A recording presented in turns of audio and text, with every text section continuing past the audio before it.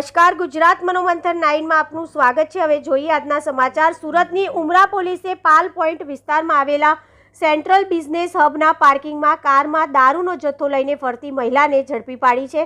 પોલીસે 2 લોકોને વોન્ટેડ જાહેર કર્યા છે। આ અંગે મળતી માહિતી પ્રમાણે ઉમરા પોલીસની ટીમને બાતમી મળી હતી કે પાલ પોઈન્ટના સેન્ટ્રલ બિઝનેસ હબમાં એક કારમાં મહિલા દારૂ લઈને બેસેલી છે, જેથી પીસીબી અને ઉમરા પોલીસે સેન્ટ્રલ બિઝનેસ હબના પાર્કિંગમાં તપાસ કરતા એક કારમાં મહિલા વિદેશી બનાવટની દારૂની 66 બોટલો સાથે બેઠી હતી।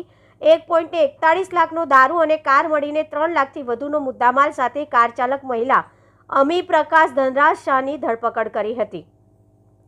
પકડાયેલી મહિલાને પૂછપરછ કરતા તેણે જણાવ્યું હતું કે ચંડીગઢના વિકાસશીલ જાડિયા ઉર્ફે આયુષસિંહ પાસેથી પહેલા પતિ થકીના પુત્ર તેજસ ભરત મહેતા પાસેથી દારૂનો જથ્થો મંગાવ્યો હતો।